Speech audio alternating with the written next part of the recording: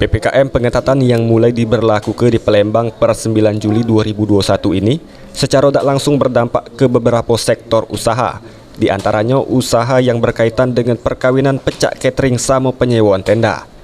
Susi Sulaiha, Ketua Asosiasi Pengusaha Jasa Boga Indonesia atau APJI Sumsel ngatoke, dengan adanya pengetatan PPKM di Palembang berdampak besar ke sektor jasa catering sama penyewaan tenda, di mana pas PPKM ini tak boleh ada kerumunan, sedangkan usaha ini dewe identik dengan adanya pesta dan kerumunan.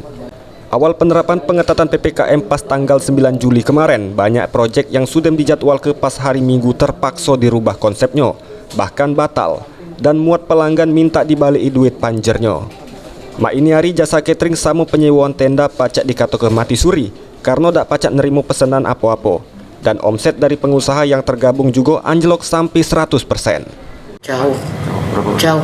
Kalau kita kan maksimalkan kalau ngumpulin orang 50 orang aja kan sekarang nggak bisa. Berarti nggak jalan sama sekali. 100% bisa? 100% nggak bisa jalan. Nggak akan mungkin lah orang tuh mau pesen cuma 10 orang tuh nggak mungkin. Terkecuali kita jualan online. Kalau kita yang namanya catering itu paling nggak tuh di atas 50 orang. Sedangkan sekarang 10 orang aja nggak bisa kumpul.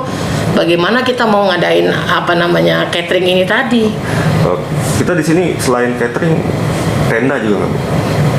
Ya kalau teman-teman sih ada sebagian yang punya usaha tenda, IO ada juga. Semua nggak bisa jalan, plus nggak bisa. Jadi, dengan ada aturan PPKM ini nggak ada yang bisa jalan. Berarti istilahnya benar-benar mati suri. Mati suri. Sebagai Ketua APJI Sumsel, dirinya tidak nolak aturan pengetatan PPKM. Tapi dari anggota APJI Sumsel sudah minta supaya pemerintah dan APJI Sumsel pacak duduk bersama-sama untuk ngebahas masalah ini, supaya pacak ditemu ke jalan keluarnya. Sandi Pratama, PAL TV.